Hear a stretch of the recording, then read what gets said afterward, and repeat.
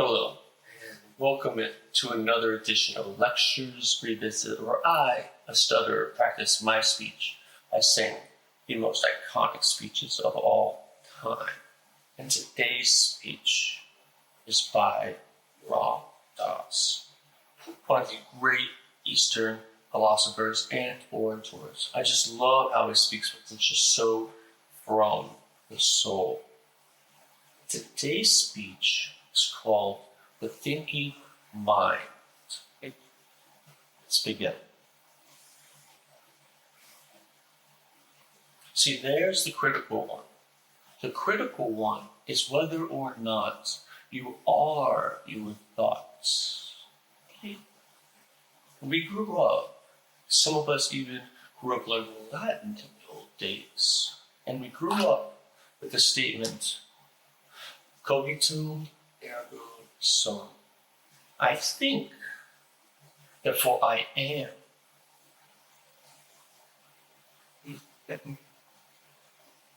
It turns out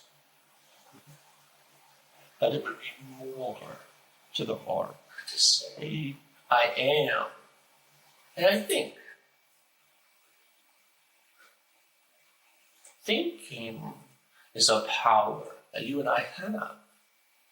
It allows us to symbolize, it allows us to remember, to plan, to define ourselves, to know who we think we are. It's such an incredibly interesting and fascinating power. There's a Chinese curse, may you be born in a fascinating time, which I love, because you get lost into it. When you get lost into the power of the thinking mind, look at what we can do with our thinking minds. I mean, this auditorium is a product of our thinking mind. All the handmaid of thought, technology, the stepchild, rather, is all a part of the thinking mind's manifestations. In fact, most of us live almost entirely within the projections of the thinking mind. You are living in a room that is square. And notice how very few things in nature are square, but the thinking minds create sharp, flat planes.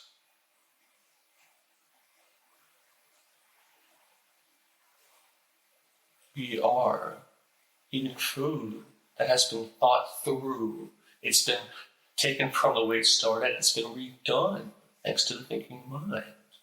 Modified, prepared, we called it. We live very much in our minds. And when you live, the thinking mind, well, it's an exquisite power. I mean, we developed in terms of Darwinian evolution. We developed a number of interesting things. First, we learned how to be upright bipeds. That was a great advantage over,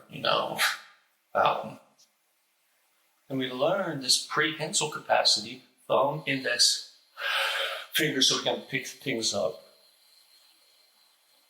And then we got these big frontal lobes.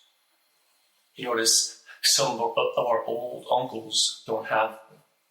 From the eyebrows right back, it goes flat. We develop these big thinking machines, which develop all of this symbolic power, and that really sets us apart as a species. This thinking mind, which is so incredibly powerful. The Easterners know, they say, don't get caught in the cities that come along the way, SIDDHIS, which means the powers that you develop along the way. And one of the powers that you and I have is the power in this intellect. It's like the power to know we know. Well, I really know that. But it's beginning to dawn on us that there's a difference between knowledge and wisdom. Because we are beginning to see a lot of people who know a lot of stuff, but they are not very wise. Have you noticed that? I mean, we have a lot of them in politics. Like Henry Kissinger is a very knowledgeable man. And I very rarely feel a sense of great wisdom in his being. I don't mean to put him down. He's just another being like us. But I think what we have worshipped in a culture that worships the intellect is we have worshipped knowledgeable people rather than wise people. And there's a way in which you and I, and the way we are gathered here tonight, what we are doing here, is we are in wise person training. And wisdom has a certain innocence to it. And it's different than the intellect. Because it turns out that the intellect is only one way of knowing the world. We think of it as the only computer program in town. And for years, in our kind of chauvinistic way, we said, well, tough-minded people, that's it. Then there are these wishy-washy people, very often women, we said, who use intuition. I think it said, how do you know that's going to happen? And she would say, intuition. I said, oh, you woman. I mean, this is an old movie, an old B-movie from years back. Well, bizarrely enough, it turns out that the intuitive mind, heart, is a more profound way of knowing the universe than the analytic, intellectual, linear mind. But it isn't as if we have to choose one versus the other. We got both of them. The only thing we have to change is the relative power positions of them. Because most of us are functioning, trusting our rational mind, and often rejecting our intuition. Animals don't reject their intuition. Babies don't. It's very funny being a holy man as I am. I come into somebody's home and have babies. Yeah. If you are a beautiful, loving being like I am, the baby's supposed to coo and giggle, and I walk in, and the baby goes, wah! And I say, nice baby, hello, beautiful. And they go, wah! And it's terribly embarrassing. I mean, how can I be something so holy if the baby is seeing right through me? Dogs go, you know? You know that feeling when you go in and you're feeling all pupping and the dog goes, and you think, God, what do they see? What do the dogs see? Because you know the dog is sensing. Usually it's only paranoid projections, but...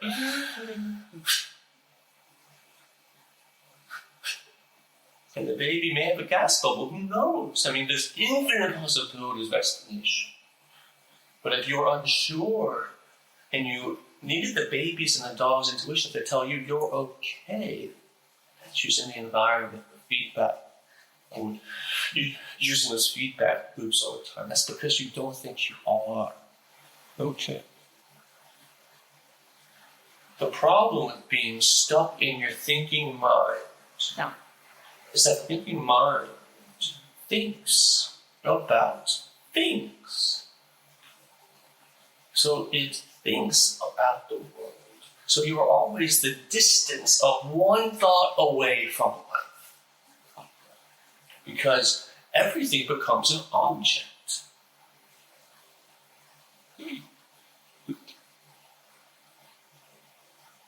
And if you watch the evolution of this interesting process of the addiction to the thinking mind over millennia, thousands of years anyway, you've watched people going from where they would allow their intuitive feelings to be at play among humans and even animals at first, what they thought about physical, non-organic phenomena or something. Yeah. And then pretty soon they started to think about other people because they said, I can't really trust all these people. Some of them, not them. And they're all us. So I better think about them, watch them, think about them. But among the family, the tribe, at least it's us. And I can just function the way a river functions or a tree, just intuitively. Then, as the more progressive civilization, supposedly, Western civilization, Kanye said civilization is an art of voluntary renunciation.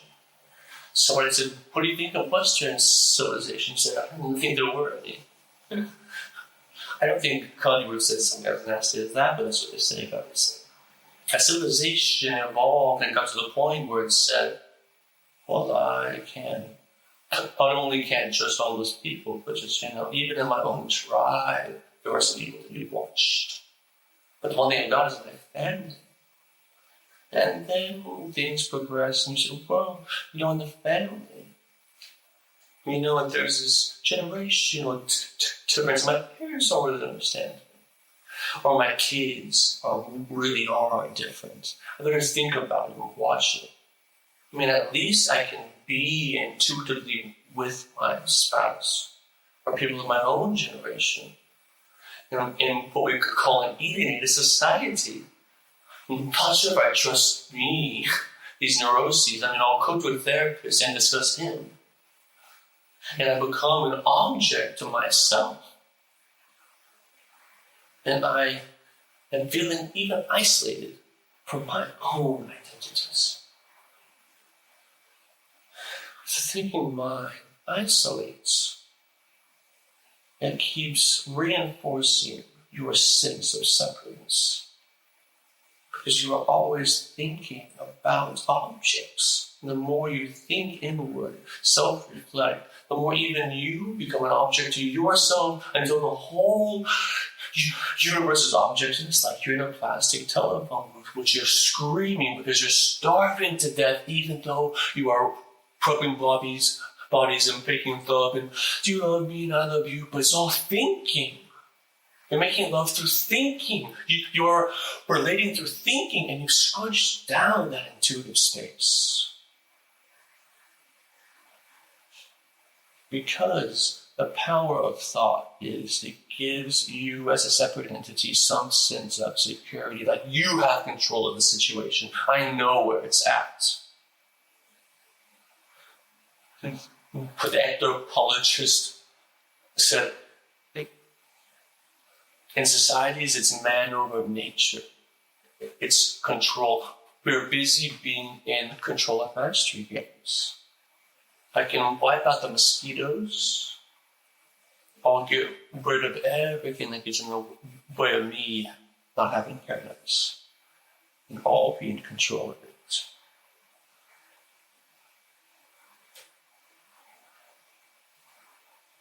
There is a point in this sequence that I'm talking about right at this point now. You've gone that whole trip and you recognize that no matter how hard you think, you are not going to be able to experience the thing you are yearning to experience, which is a feeling of contentment or a feeling of at-homeness. Or a feeling of well-being, or a feeling of it's all right, or a feeling of harmony with things. A feeling of being in the flow, a feeling of yes. Affirmation, yeah, okay. A feeling of isness. Because the thinking mind is an actor, and you are busy being an actor. You are busy being identified with you as an actor. Like if I'm speaking to you and you are listening to me, are you an audience and am I a lecturer? Well, there's lecturing going on and there's an audience listening, but behind it all, here we go. You can be busy being an audience if you want to. I am fulfilling my role as a speaker as impeccably as I'm able to do that. That is my identity.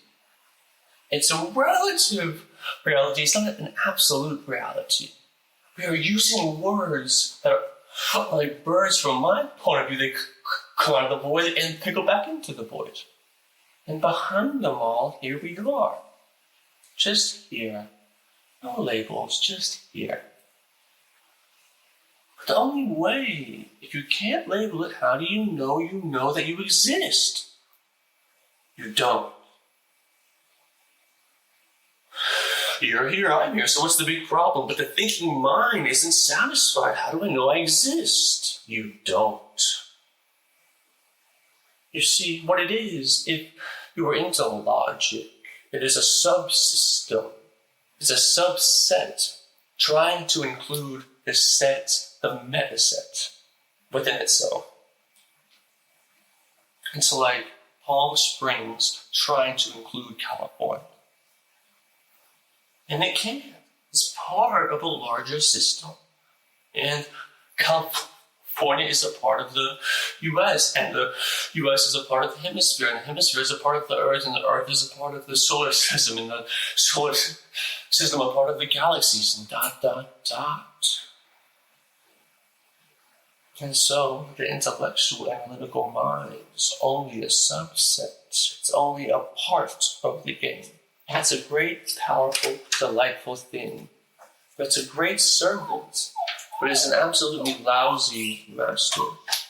It ends up leaving you alienated and isolated and busy being separate. And there comes a point in the dance of life, or lives, or rounds, when you begin to recognize that fact, that you aren't who you think you are. That you have been giving yourself short shrift. That the game is much more interesting than that. And when you start to allow yourself to recognize that, you look back on your life and you see how many times in your life you knew that already, but you were busy not knowing it. Because it wasn't something you could think about. I remember being with my mother when she was dying. I was in the hospital and she was on morphine. And I was on mescaline. And we were holding hands. And we were just out there. There was no mother and there was no child. We were just these two beings in space, reflecting about life and death and stuff. And it was just one of the most beautiful experiences I've ever had with my mother. And the next day, I came in the hospital and she was off the morphine that day. And I said, wasn't it a lovely day we had yesterday? Wasn't it a beautiful space? She said, it was disgraceful they had me drugs. At that moment, I saw that the minute she didn't have that chemical in her, the attachment she had to being who she thought she was so strong that she really wasn't ready to recognize this other part of her being in this lifetime. No. I use words like, in this lifetime, sooner or later you aren't going to think, oh, who you are. Or sneaking around on the edge is the issue of reincarnation. And some say, I'll go so far, but when you get to the issue of reincarnation, it's And in fact, in the Bible, in that Councils of Constantinople, Nicaea, and Trent for about 300 to 586 or something like that, they selected what would end up the Bible. And they selected out most of the stuff, and almost all the stuff that had to do with reincarnation, because it undercut the church. Yeah. Because if you were just coming through here, passing through on another round, it didn't have the same power as if this was the one. We have it. Oh, here I am again. What do you know? Oh, life. Oh, death. Oh, that was a good one. I mean, we are a little bit like, there are these images of how many times you have been born. Like as many as grains of sand in the beach, or something like that. Or a mountain, 6 miles long, 6 miles wide, 6 miles high. And every 100 years, one bird flies over the mountain with a silk scarf or something. runs the scarf and tuck across the note. And the length of time it takes for the silk scarf to wear away the mountain. That's how long you've been doing this. So you were like one of those bugs who's born in the morning and dies in the evening. Brown Newman says, this is life. See, now I'm talking about a different kind of evolution. And Darwinian evolution is the creation of the package in which you find yourself. And you went through the Neanderthal period and on and on and on, and on this particular round and on this particular planet, who you are is quite different. It's quite a different method. You say, well, is reincarnation real? No. But are you? My father would say, come down to reality, Richard. And I couldn't find it. That was my problem.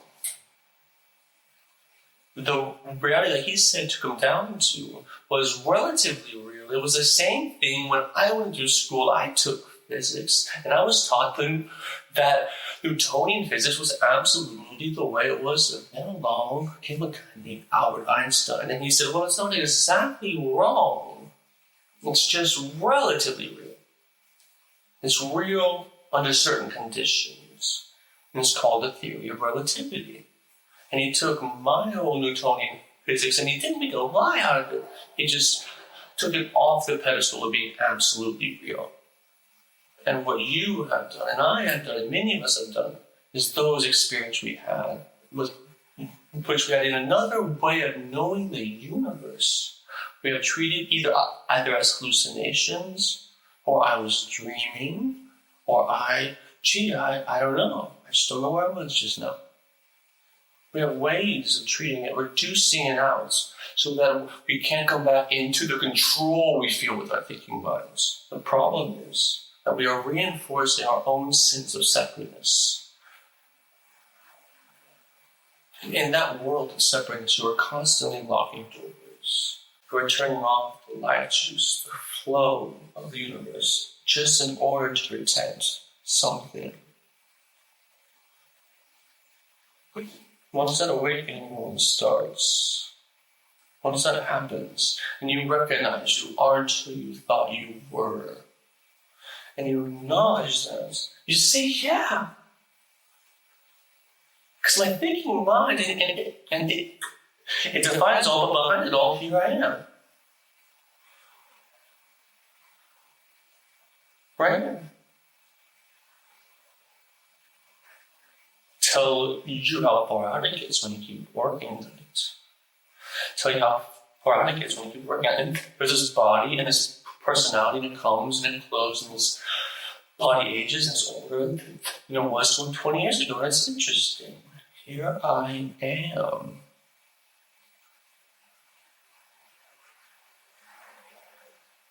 Who you are, if you can sense this for a second, who you are is neither born nor does it die. Who you are, it neither comes nor goes. Who you are just is. You can call it awareness. You can call it business. Any word you call it is just a word that your thinking mind creates to try and get a hold of it, but you can't get a hold of who you are. You just are it. In a minute, you can relax into this interesting, intuitive allowance, acceptance, spacious presence. The whole meaning of the game changes. It's Socket Moshe, whom we're discussing reincarnation. And they agreed that since they weren't sure about it, that whoever died first would send a message back. So Itzhak died first, and Moshe went to a meeting. And as Moshe walked in the room, he heard, Moshe. He said, Itzhak, is that you? Yes, Moshe. Inside, what are you doing there? Inside says, each day I get up, I eat, I have sex, I rest, I eat, I have sex, I rest, I eat, I have sex, I rest. And Portia says, Itzhak, you're in heaven. And Itzhak says, heaven? Hell, I'm a moose in Idaho.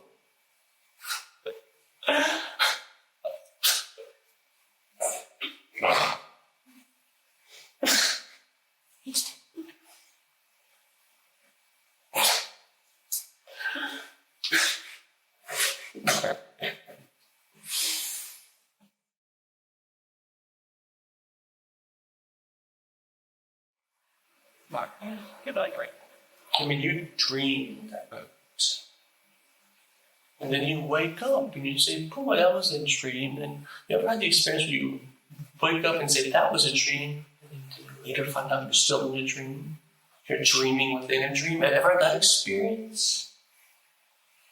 Well, wait till you wake up from this one.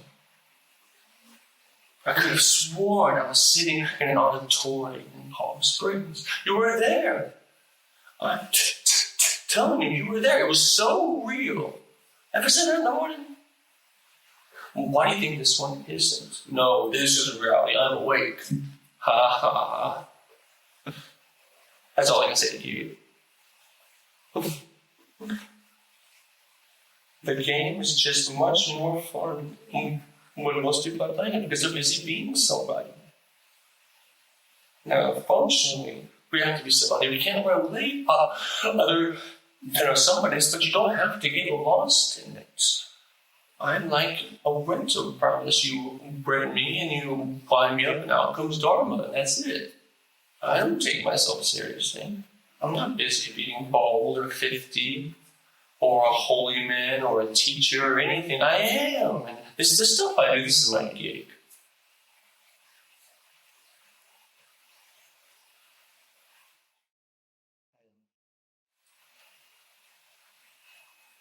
That ends the speech. Ramdas has such a way of speaking with such incredible flow. It might not be the most technically perfect way of talking. He actually has a lot of filler words like, so. But it does not matter with him. Because of the tone with which he speaks holds such authenticity that it doesn't matter that his grammar isn't perfect. And he's such in a flow, he's able to express it accurately with the sound of his voice. And he's not having to plan out how he actually sounds. Like I do. Because I'm trying to even understand what limits I have. But all of us must speak our truth forward into this world as authentically as possible. And then that tone will come and people will resonate with it because it's not so much the thinking mind up in here. As we just heard, there's so much more. So thank you for this edition. Lectures we missed.